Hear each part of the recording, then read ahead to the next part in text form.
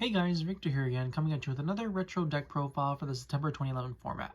And today's focus is going to be on Chaos Zombies, which, much like the Diva Zombies and regular Zombies videos that I've been showcasing on this channel, is, still like pretty much functionally the same, but there are a few key differences that help it perform a lot more differently.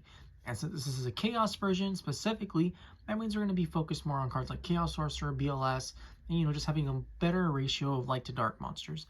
So, with that out of the way, let's just jump straight into the deck profile. So of course we're going to be starting off the deck profile with our 3 Goblin Zombies.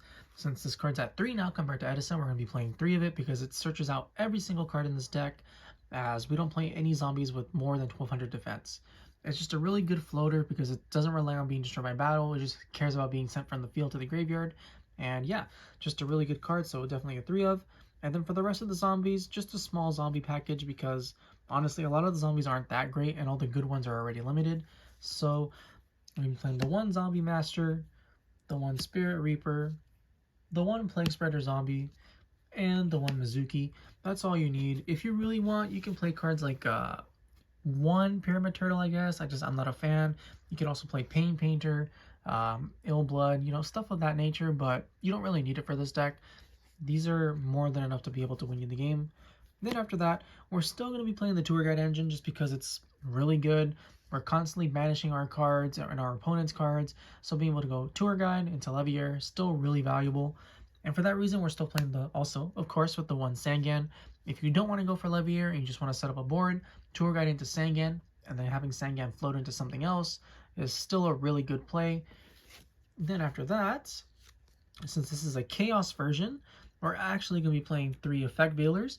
Effect Veiler is very important, and it's actually really strong in this format just because, first of all, there are a lot of monsters and a lot of decks that actually do crumble to it, like Agents. If you're able to Veiler a Earth or a Venus, you can pretty much just continue on to your turn and then try to, finish them off before they get going.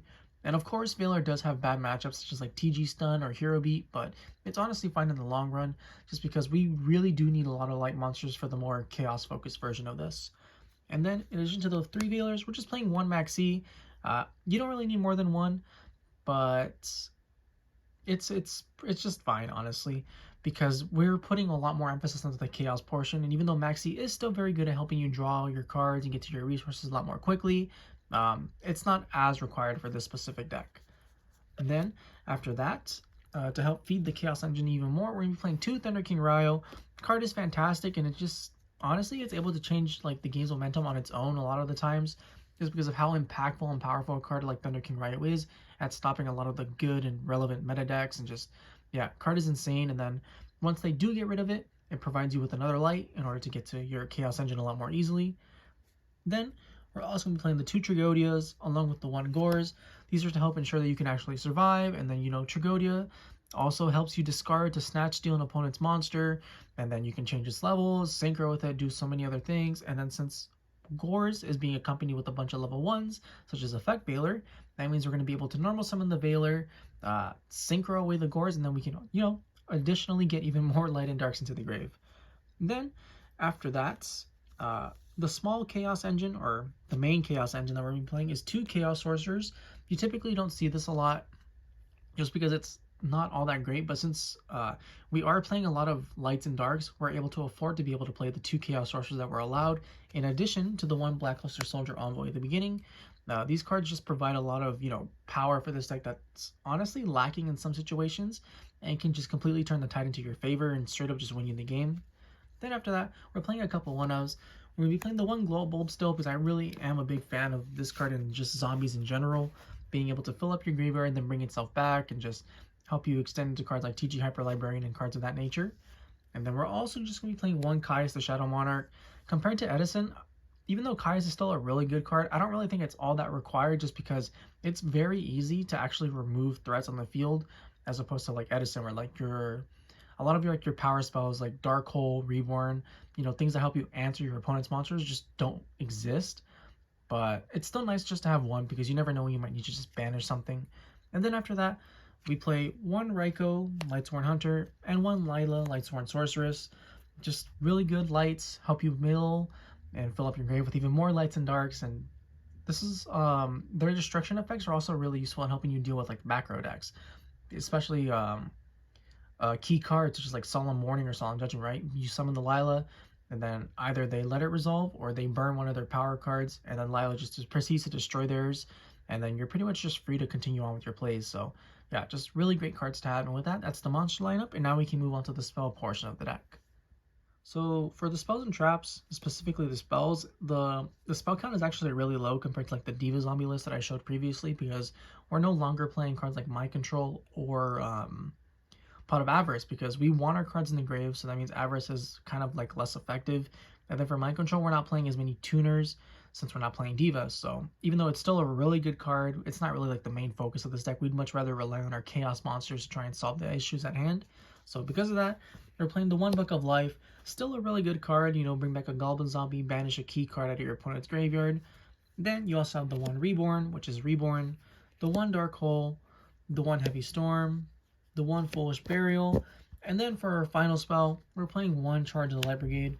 This card pretty much just does it all. It helps you mill 3 cards, which is great for the Chaos portion, and then it adds you Lila or Raikou, which helps you answer like any, you know, potential trap cards or whatever that your opponent may have, or you can just slow roll with Raikou and try to mill 3 more during your opponent's turn. And yeah, the versatility that this card offers you and just like the potential that it gives you in milling any like key pieces, whether it's like a Mizuki or a Plague, whatever, or even Global, right? If you're able to mill like a Global off a Charge of Light Brigade, you literally have an insta level 5, so you can go for like Librarian or Catastrophe or whatever. But yeah, just a fantastic card, but it's only at once, or only playing the one. And then that's it for the spells, but we're still playing a couple traps. So we have 2 Call the Haunteds. This is something that was missing from the Diva list, but I really like it in this one, just because we were playing cards like BLS, Chaos Sorcerer, which once they've been properly summoned, you can bring them back through Call the Haunted. But there's also like cards such as Thunder King Ryo, for example, where if your opponent activates a card to search, and you have a Ryo engraved, you chain your Call the Haunted, and then you pretty much just negate their search. And like the versatility that it offers you with your plays, because you can slow roll, you can just, you know, OTK out of nowhere. And yeah, Call the Haunted, just a really good card in this specific version. And then we also have the 2 Solemn Warnings, the 1 Solemn Judgment, the 1 Torrential, and the 1 Trap Dust Shoot. Not much to say, pretty generic for the most part. And with that, that's the main deck. It's 40 cards as always, and now we can finally move on to the extra deck. Now when it comes to the extra deck, it's pretty much the same as it always is. It never really changes because every card is honestly already just really good and straightforward, and the reason why we play it. We play 1 Chimera Tech because we don't like machine decks, the 1 number 17 Leviathan Dragon because sometimes you just want to beat over with your tour guide instead of, you know, keeping them on the field, Levier to recycle our resources, Utopia because it's just a good generic rank 4 that also happens to be a light monster. You play the 1 Armory Arm, the 1 TG Hyper Librarian, which if you were able to summon it, you're typically going to be plussing really hard and out-resourcing your opponent, so just a really good card. The 1 Allied Justice Cataster, Orient Dragon to get rid of opposing threats like Stardust Dragon, Bryonic Dragon of the Ice Barrier, 1 Guy Knight the Force of Earth, just, you know, so you can play through skill drain decks, 1 Revive King Hades, the 1 Black Rose Dragon, the 1 Scrap Dragon, the 1 Stardust Dragon, and the 1 Trishula Dragon of the Ice Barrier. And with that, that's the Chaos Zombie deck. I hope you guys enjoyed it, and if you did, please feel free to like, comment, subscribe, and I'll catch you guys next time. See ya!